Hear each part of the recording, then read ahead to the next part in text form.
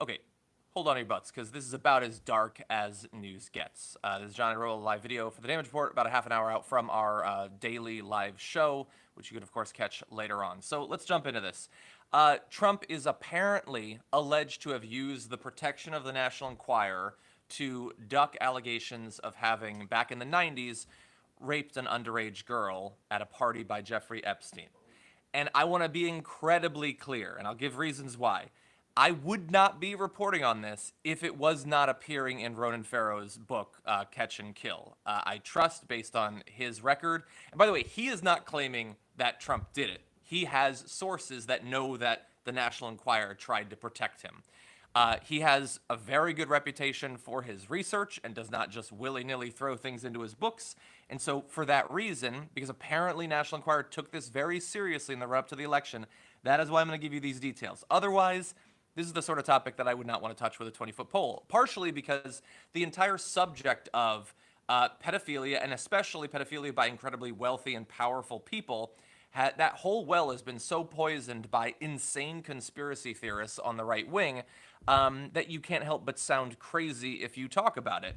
But apparently AMI took it incredibly seriously. So let me give you some details on this. So this is detailed in Catch and Kill, Lies, Spies, and a Conspiracy to Protect Predators by Ronan Farrow. And here's what we know. So Newsweek reports that the book claims that American Media Inc., the former publisher of the National Enquirer, tried to help Donald Trump bury these allegations that he raped a teenager back in 1994. Farrow claims in the book that AMI CEO David Pecker was in close contact with Trump when the allegations were made public. This is in a 2016 lawsuit.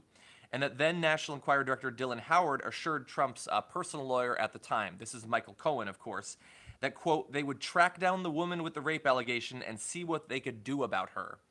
An AMI spokesperson, I should say, told Newsweek earlier this week, just 2 days ago, that Farrow's claims were completely untrue. And again, Farrow is not claiming that he did it. Farrow is claiming that AMI tried to hush it up for him.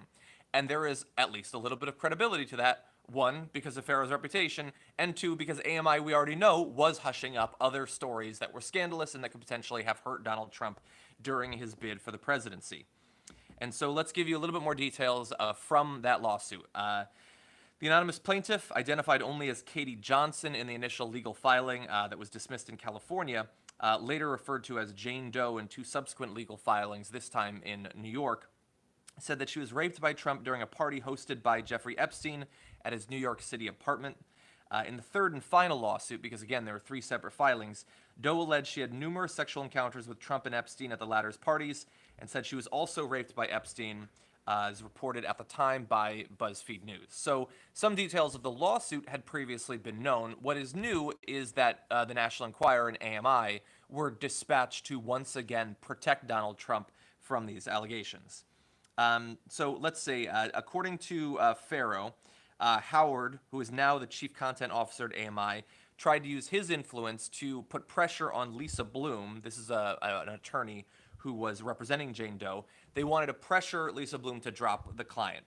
In November 2016, this is just days before the presidential election, Bloom suddenly announced a press conference with Jane Doe had been canceled and said Jane had become frightened after receiving death threats. 2 days later, Doe's lead attorney, Thomas Meagher, filed to dismiss the case, and as far as we know, Jane Doe has not been heard of since the case was dismissed just days before the 2016 election. So, look, anyone who makes claims about powerful people is going to face death threats. That is nothing particularly new, nor surprising, because we live in a horrible country, and the internet makes it even worse. But the idea that some of those threats could have potentially come from powerful people with a powerful interest in protecting Donald Trump from a scandal in the days leading up to the election is not impossible to believe.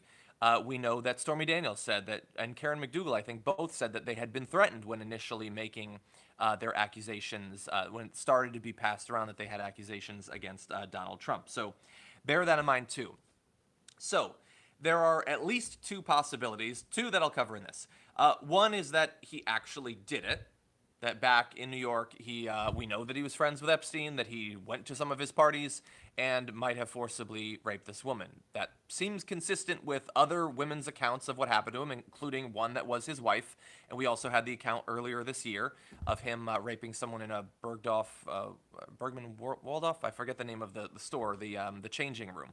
So it's not like nobody else has claimed these things have happened, and we know that he knew Jeffrey Epstein. This is not some crazy connection to make. So, hypothetically, if this person comes back now that Donald Trump is a political figure, is by the Bergdorfs, thank you, we know the things he's been saying about women. This could have been incredibly triggering to this person and brought up a need to finally make clear what had happened to her. That is incredibly potentially true. And if that is true, you can expect that National Enquirer would have done what they do. AMI would have tried to buy up the story to catch and kill it, as the book is named for.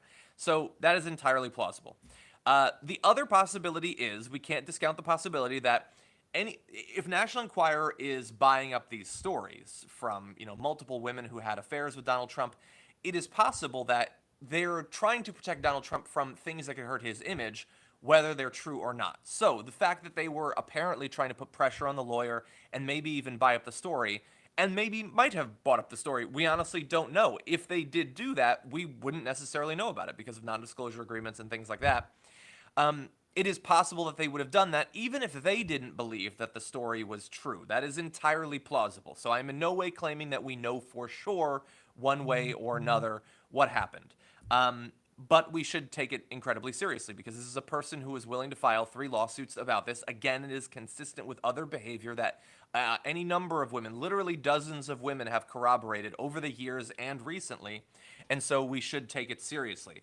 When I say we should take it seriously, I mean that we should take it seriously and talk about it, not that we should expect that anything will be done about it, because nothing will ever be done about anything when it comes to Donald Trump. There are virtually no consequences for anything he does, whether it's, like even Ukraine. So far, he hasn't really been hurt by this. He might potentially at some point in the future, but especially when it comes to his personal life. These crimes, whether fraud, violent crimes, including rape and sexual harassment and all of this stuff, so far it hasn't mattered. Yes, Damon. So yes, we have known about the story technically for a couple of years. What we did not know was what is being added by Ronan Farrow's reporting, and that is the lengths that AMI went to try to bury the story and protect Donald Trump. And so, simply putting it out there, the book is, I believe it's now available. Look, I'm going to read it over. I would definitely recommend you read it over because we already know a couple of different stories that have come from it, and it looks like Ronan Farrow did a great job of digging up some stuff that Donald Trump would have really preferred had stayed buried. So bear that in mind. And again, I just want to say, I feel incredibly uncomfortable even talking about this. One, because even if it's true, it means that a child was raped and never got any justice for that and has lived with that trauma for their entire life, ever since they were a 13-year-old. And she says, by the way, that this is a quote from Jane Doe. I understood that Mr. Trump and Mr. Epstein knew that I was a 13-year-old. So she's alleging that they knew exactly what they were doing. I mean, first of all, he definitely knew that he was raping someone, but she alleges that he knew that he was raping a child at the time. And again, take it up with Ronan Farrow if you have an issue with his reporting. And by the way, every single allegation in this book is going to be scrutinized more than virtually anything so far this year. So if there are flaws in the reporting, if he jumped ahead of where his sources could really take him or anything like that, that will come out. This is definitely going to be scrutinized, so bear that in mind. Anyway, that's the gist of the story at this point. It's possible that more details will come out from the book. So again, take a look at it if you're interested in this. Anyway, we don't have much time, but if you have any questions, if you have birthday wishes, feel free. It's not my birthday, but thank you. LS Sweet, I see you said R.I.P. Elijah Cummings. That is going to be our lead-off story today on the show. I'm going to play some videos that I found particularly powerful from Elijah Cummings, talk a little bit about its legacy. It's going to be a tough show to get through. I'm not going to lie to you. This sort of thing really gets to me. Let's see. Thank you for everyone saying you're enjoying the live videos. I am too. It feels back like when I used to stream on Twitch. Yeah, Farrow's unlikely to be wrong. There are journalists who would make stuff up for stories. He doesn't seem like the sort of person who would necessarily. Okay, I'm getting a lot of Slack updates. Headley, I'm not sure what that's a reference to. Looks like Kavanaugh is getting a promotion? I don't know. To protect him, is that what you're saying? Thank you, Shelley. Let me give you a little bit of an update too, by the way. So on the show, we're going to be doing a fairly deep dive into some of the recent updates in Syria. So it's two sections. One is the letter. We are going to break down that absurd letter that Trump apparently sent to Erdogan, which has been confirmed to be real.